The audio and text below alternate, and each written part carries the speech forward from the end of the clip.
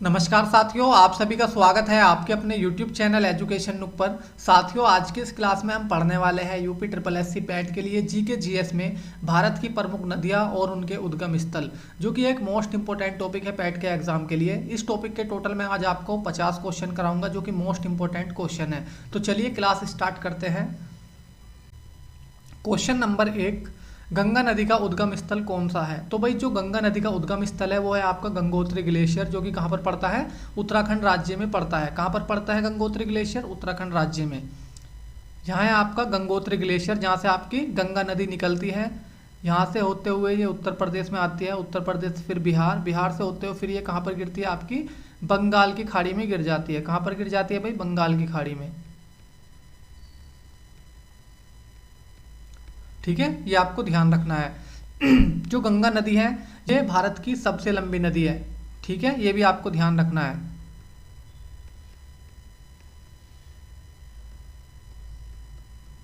भारत की सबसे लंबी नदी है ये।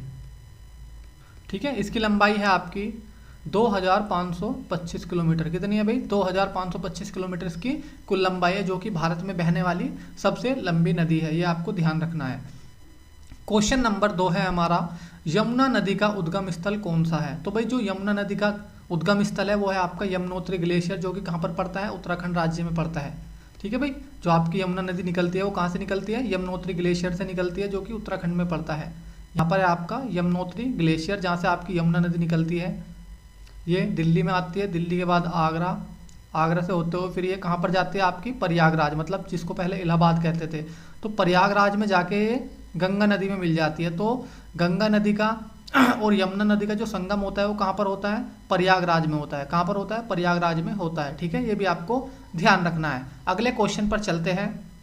क्वेश्चन नंबर 3, नर्मदा नदी जो अमरकंटक पहाड़ी से निकलती है वह किस राज्य में है? तो भाई जो आपकी नर्मदा नदी है वो अमरकंटक की पहाड़ी से निकलती है, जो कि कहाँ पर है? आपकी मध्य प्रदेश में है। कहाँ पर है भाई अमरकंटक की पहाड़ियाँ? आपकी मध्य प्रदेश में है। ये है आपकी अमरकंटक की पहाड़ियाँ, यहाँ से आपकी नर्मदा नदी निकलती है। ठीक है, जो कि कहाँ पर गिरती है? जाकर अरब सागर में गिरती है। ठीक है, कहाँ गिरती है? अरब सागर में जाकर गिरती है। जो आपकी नर्मदा नदी है और जो आपकी ताप्ती नदी है, यह है पश्चिम की ओर बहने वाली मुख्य नदी है। कौन सी नदी है भाई? पश्चिम की ओर बहने वाली ये दो नदी मुख्य नदी है। ये भी एग्जाम में क्वेश्चन आ जाता है कि पश्चिम की ओर बहने वाली नदी कौन सी है, तो वो आपकी नर्मदा है और आपकी ताप्ती है। ठीक है, ये आपको ध्यान रखना है। अगले क्वेश्चन पर चलते हैं। क्वेश्चन नंबर 4, ब्रह्मपुत्र नदी का उद्गम स्थल कौन सा है? तो जो आपका ब्रह्मपुत्र नदी का उद्गम स्थल है वो है आपका चेमायुंग ग्लेशियर, जो कि कहाँ पर पड़ता है? आपका तिब्बत में पड़ता है, चेमायुंग ग्लेशियर। ठीक है जी, ये आपको ध्यान रखना है। यह है आपका चेमायुंग ग्लेशियर, जो कि कहाँ पर पड़ता है? आपका तिब्बत में पड़ता है। यहाँ से आपकी ब्रह्मपुत्र नदी निकलती है और भारत में जो प्रवेश करती है, कहाँ से करती है भाई? अरुणाचल प्रदेश से ये प्रवेश करती है, फिर असम में को होते हुए फिर ये कहाँ पर गिरती है? जाकर बंगाल की खाड़ी में ये गिर जाती है। एक क्वेश्चन और आता है यहाँ से कि जो आपका माजुली द्वीप है, जो कि विश्व का सबसे बड़ा नदी द्वीप है, वो किस नदी के द्वारा निर्मित हुआ है? तो वो किस नदी के द्वारा निर्मित हुआ है भाई? वो हुआ है आपका ब्रह्मपुत्र नदी के द्वारा निर्मित। ठीक है, जो आपका माजुली द्वीप है यह विश्व का सबसे बड़ा नदी द्वीप है। ठीक है, जो कि कहाँ पर है? आपका असम राज्य में है। ठीक है जी, अगले क्वेश्चन पर चलते हैं अब हम। क्वेश्चन नंबर 5, सिंधु नदी कहाँ से निकलती है? तो जो आपकी सिंधु नदी है भाई वो निकलती है आपकी बोखरछू ग्लेशियर से। कहाँ से निकलती है? बोखरछू ग्लेशियर से निकलती है, जो कि कहाँ पर पड़ता है? आपका मानसरोवर झील के पास पड़ता है, तिब्बत में। यह है आपकी मानसरोवर झील, इसी के जस्ट पास में आपको ये येलो कलर का दिख रहा है, यह है आपका बोखरछू ग्लेशियर। ठीक है, जहाँ से आपकी सिंधु नदी निकलती है। ठीक है जी, ये है आपकी सिंधु नदी, ये आपको ध्यान रखना है। क्वेश्चन नंबर 6, गोदावरी नदी का उद्गम स्थल कौन सा है? तो जो आपकी गोदावरी नदी है भाई वो कहाँ से निकलती है? वो निकलती है आपकी ब्रह्मगिरी पर्वत से, जो कि महाराष्ट्र राज्य में नासिक जिले के त्र्यंबकेश्वर के पास पड़ता है। ठीक है जी, ये है आपकी गोदावरी नदी, जिसको वृद्ध गंगा भी कहते हैं और दक्षिणी गंगा भी कहते हैं। ठीक है, ये भी आपको ध्यान रखना है। अगले क्वेश्चन पर चलते हैं। क्वेश्चन नंबर 7, कृष्णा नदी कहाँ से निकलती है? तो जो भाई आपकी कृष्णा नदी है वो निकलती है आपकी महाराष्ट्र राज्य में महाबालेश्वर के पास पश्चिमी घाट श्रृंखला से निकलती है। कहाँ से निकलती है भाई? महाबालेश्वर के समीप, मतलब पास पश्चिमी घाट श्रृंखला से यहाँ से निकलती है आपकी कृष्णा नदी, और जो कि कहाँ पर गिरती है? आपकी जाकर बंगाल की खाड़ी में गिरती है। ठीक है, ये आपको ध्यान रखना है। अगले क्वेश्चन पर चलते हैं। क्वेश्चन नंबर 8, महानदी का उद्गम कहाँ से होता है? तो जो आपकी महानदी है उसका उद्गम कहाँ से होता है भाई? वो होता है आपका छत्तीसगढ़ के सिहावा पर्वत से। कहाँ से होता है? छत्तीसगढ़ के सिहावा पर्वत से होता है। यह है आपका सिहावा पर्वत जो कि छत्तीसगढ़ में है। यहाँ से आपकी ये नदी निकलती है छत्तीसगढ़ से होते हुए, फिर ये उड़ीसा में जाती है। उड़ीसा के बाद ये कहाँ पर गिर जाती है? आपकी बंगाल की खाड़ी में गिर जाती है। ठीक है, ये आपको ध्यान रखना है। अगले क्वेश्चन पर चलते हैं। क्वेश्चन नंबर 9, कावेरी नदी का उद्गम स्थल कौन सा है? तो जो आपकी कावेरी नदी है भाई वो कहाँ से निकलती है? वो निकलती है आपकी ताल कावेरी से। कहाँ से निकलती है भाई? ताल कावेरी से निकलती है, जो कि कहाँ पर पड़ता है? वो पड़ता है आपका कर्नाटक राज्य की ब्रह्मगिरी पहाड़ियों पर। कहाँ पर पड़ता है? कर्नाटक राज्य की ब्रह्मगिरी पहाड़ियों पर पड़ता है आपका ताल कावेरी, जहाँ से आपकी कावेरी नदी निकलती है। यह है आपकी कावेरी नदी। ठीक है जी, जो कहाँ पर गिरती है? आपकी बंगाल की खाड़ी में ये गिरती है। क्वेश्चन नंबर 10, सतलुज नदी का उद्गम कहाँ से होता है? जो आपकी भाई सतलुज नदी है उसका उद्गम होता है आपका तिब्बत में मानसरोवर झील के पास राक्षस ताल, या इसको राक्ष ताल भी कहते हैं, वहाँ से आपकी निकलती है सतलुज नदी। ठीक है, कहाँ से निकलती है भाई? मानसरोवर झील के पास है आपका राक्ष ताल, या इसको राक्षस ताल भी कहते हैं। ठीक है जी, ये आपको ध्यान रखना है। यह है आपका मानसरोवर झील, देखो ये दिख रही है आपको, मानसरोवर झील है। इसी के जस्ट पास है आपका राक्षस ताल, या इसको राक्षस ताल भी कहते हैं। यहाँ से आपके निकलती है ये सतलुज नदी। ठीक है, ये है आपकी सतलुज नदी। समझ गए भाई? तो अगले क्वेश्चन पर चलते हैं। क्वेश्चन नंबर 11, ब्यास नदी का उद्गम कहाँ से होता है? तो जो आपकी भाई ब्यास नदी है उसका उद्गम होता है आपका हिमाचल प्रदेश के रोहतांग दर्रे से। कहाँ से होता है भाई? हिमाचल प्रदेश के रोहतांग दर्रे से इस नदी का उद्गम होता है, जो आपकी ब्यास नदी है। यह है आपकी ब्यास नदी। ठीक है, समझ गए? तो अगले क्वेश्चन पर चलते हैं अब हम। क्वेश्चन नंबर 12, रावी नदी का उद्गम कहाँ से होता है? तो जो भाई आपकी रावी नदी है उसका उद्गम होता है आपका हिमाचल प्रदेश के कांगड़ा जिले में रोहतांग दर्रे से। कहाँ से होता है भाई? हिमाचल प्रदेश के कांगड़ा जिले में रोहतांग दर्रे से इसका उद्गम होता है, जो आपकी रावी नदी है। यह है आपकी रावी नदी।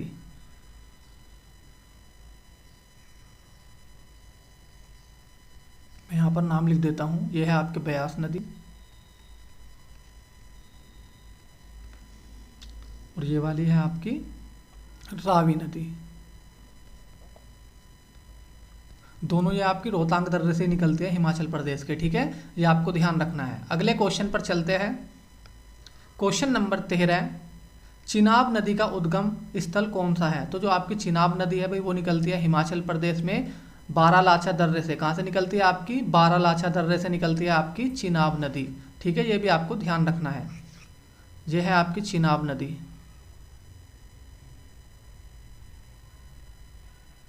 ठीक है, मैं यहाँ पर लिख देता हूँ।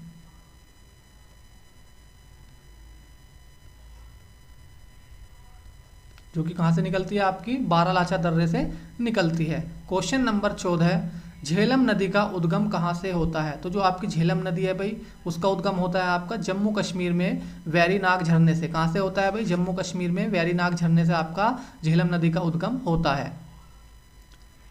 यह है आपकी झेलम नदी। ठीक है,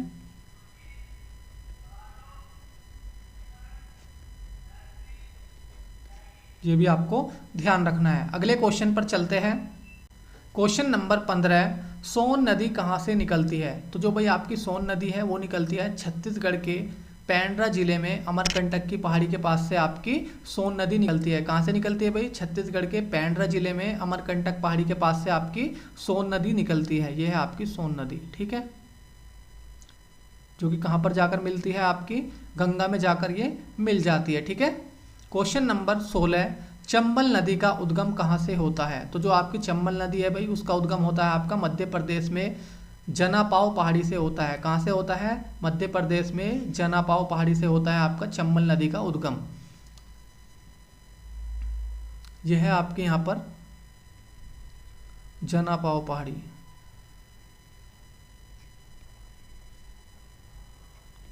ठीक है, यहाँ से इसका उद्गम होता है और ये यमुना में जाकर मिल जाती है। कहाँ पर मिलती है? यमुना में जाकर ये मिल जाती है। ठीक है, आपकी चंबल नदी। अगले क्वेश्चन पर चलते हैं।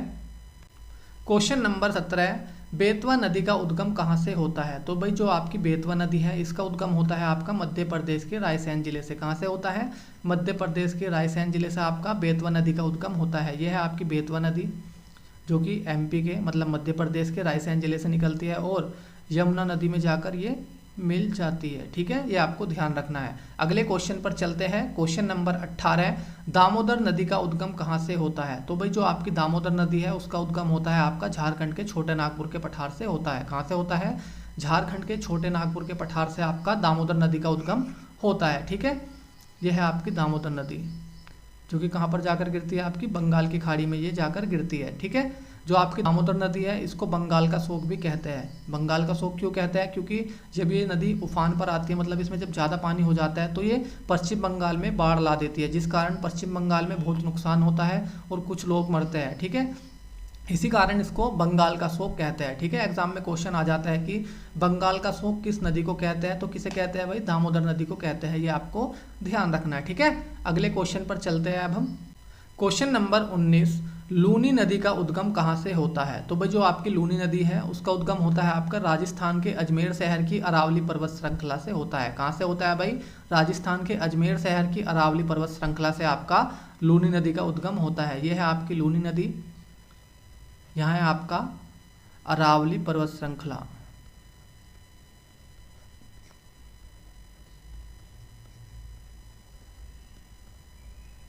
ठीक है जी, जहाँ से आपकी लूनी नदी निकलती है और ये कहाँ पर जाकर गिरती है? ये गिरती है आपकी कच्छ के रन में जाकर। कहाँ पर गिरती है? कच्छ के रन में जाकर ये आपकी गिरती है। ठीक है, अगले क्वेश्चन पर चलते हैं। क्वेश्चन नंबर 20, साबरमती नदी कहाँ से निकलती है? तो जो आपकी साबरमती नदी है भाई वो कहाँ से निकलती है? वो निकलती है राजस्थान के उदयपुर जिले की अरावली पर्वतमाला से निकलती है। कहाँ से निकलती है? राजस्थान के उदयपुर जिले की अरावली पर्वतमाला से आपकी साबरमती नदी निकलती है। ये है आपकी साबरमती नदी जो कहाँ पर जाकर गिरती है? आपकी अरब सागर में जाकर ये गिरती है। ठीक है, ये आपको ध्यान रखना है। अगले क्वेश्चन पर चलते हैं अब हम। क्वेश्चन नंबर 21, हिमाचल प्रदेश में किस नदी को चंद्रभागा के नाम से जाना जाता है? तो भाई हिमाचल प्रदेश में चंद्रभागा के नाम से किस नदी को जाना जाता है? वो जाना जाता है चिनाब नदी को। किसको जाना जाता है? चिनाब नदी को हिमाचल प्रदेश में चंद्रभागा के नाम से जाना जाता है। ठीक है, ये आपको ध्यान रखना है। अगले क्वेश्चन पर चलते हैं। क्वेश्चन नंबर 22, गंगा की सर्वाधिक लंबाई किस प्रदेश में है? तो भाई गंगा की जो सबसे अधिक लंबाई है वो किस प्रदेश में है? वो है आपकी उत्तर प्रदेश में। किस में है भाई? उत्तर प्रदेश में है आपकी 1450 किलोमीटर है इसकी लंबाई उत्तर प्रदेश में। ठीक है, ये आपको ध्यान रखना है। कुल लंबाई कितनी है आपकी गंगा नदी की? वो है आपकी 2525 किलोमीटर। कितनी है भाई? 2525 किलोमीटर इसकी कुल लंबाई है। ठीक है, जो कि भारत में बहने वाली सबसे लंबी नदी है, ये आपको ध्यान रखना है। अगले क्वेश्चन पर चलते हैं। क्वेश्चन नंबर 23, भारत की कौन सी नदी सुंदरवन डेल्टा बनाती है? तो वो बनाती है आपकी गंगा और ब्रह्मपुत्र नदी। कौन कौन सी नदी बनाती है आपकी सुंदरवन डेल्टा भारत में? वो बनाती है आपकी गंगा और ब्रह्मपुत्र नदी। ठीक है, ये है आपका सुंदरवन डेल्टा जो कि बंगाल की खाड़ी में है। कहाँ पर है? बंगाल की खाड़ी में। ठीक है जी,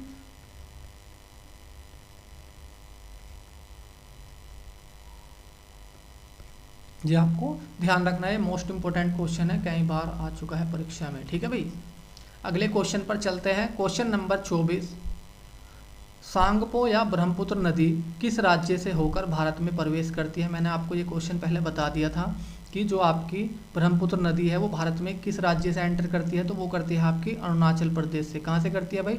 अरुणाचल प्रदेश से करती है। फिर ये आपकी असम में आती है, असम को होते हुए फिर ये आपकी बंगाल की खाड़ी में ये गिर जाती है। ठीक है, ये आपको ध्यान रखना है। अगले क्वेश्चन पर चलते हैं अब हम। क्वेश्चन नंबर 25, किस नदी को बिहार का शोक कहा जाता है? तो भाई किस नदी को कहा जाता है बिहार का शोक? कोसी नदी को कहा जाता है। किसे कहा जाता है?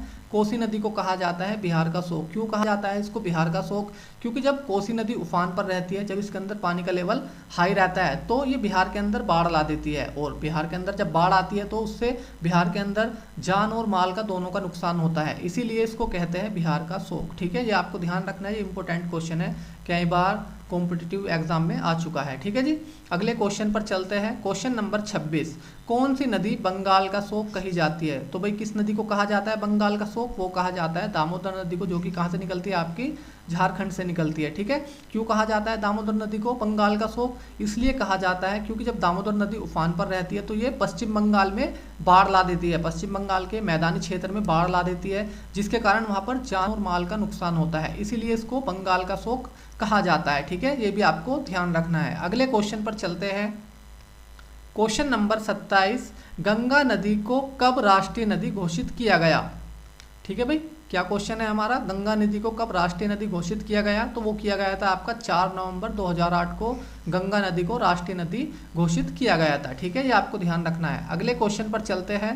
क्वेश्चन नंबर 28, प्रायद्वीपीय भारत की सबसे बड़ी नदी कौन सी है? तो भाई जो आपकी प्रायद्वीपीय भारत की सबसे बड़ी नदी है वो है आपकी गोदावरी नदी, जिसको दक्षिणी गंगा भी कहते हैं, क्योंकि ये आपकी दक्षिण में बहने वाली सबसे लंबी नदी है। ठीक है, कौन सी नदी है आपकी? गोदावरी नदी दक्षिण में बहने वाली सबसे लंबी नदी है, ये आपको ध्यान रखना है। ठीक है, इसको वृद्ध गंगा भी कहते हैं, मतलब बूढ़ी गंगा,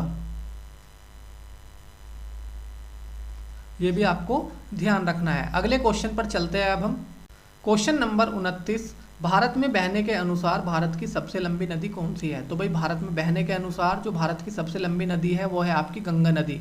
कौन सी है? गंगा नदी, जिसकी लंबाई है आपकी 2525 किलोमीटर, जो कि मैंने आपको पहले क्वेश्चन में बता दिया था। ठीक है, अगले क्वेश्चन पर चलते हैं। क्वेश्चन नंबर 30, कावेरी नदी कहाँ गिरती है? तो भाई जो आपकी कावेरी नदी है वो गिरती है आपकी बंगाल की खाड़ी में। कहाँ पर गिरती है? आपकी बंगाल की खाड़ी में ये नदी आपकी गिरती है। ठीक है, अगले क्वेश्चन पर चलते हैं अब हम। क्वेश्चन नंबर 31, पंजाब के निर्माण में सबसे महत्वपूर्ण नदी कौन सी है? तो भाई पंजाब के निर्माण में जो सबसे महत्वपूर्ण नदी है वो है आपकी सिंधु नदी। कौन सी है भाई?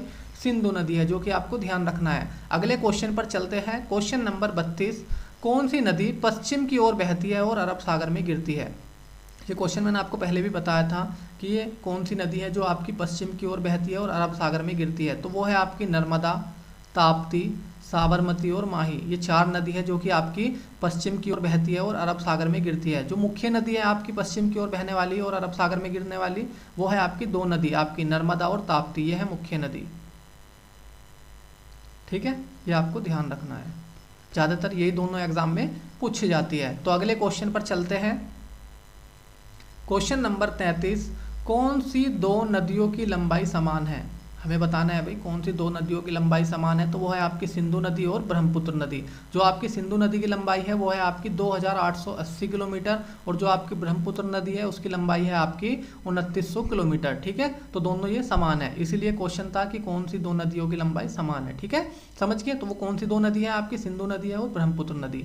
अगले क्वेश्चन पर चलते हैं अब। क्वेश्चन नंबर 34, कावेरी जल विवाद किन 2 राज्यों के बीच है? तो जो आपका कावेरी जल विवाद है वो है आपका कर्नाटक और तमिलनाडु राज्य के बीच। किसके बीच है आपका कावेरी जल विवाद? वो है आपका कर्नाटक और तमिलनाडु राज्य के बीच है। ठीक है, अगले क्वेश्चन पर चलते हैं अब हम।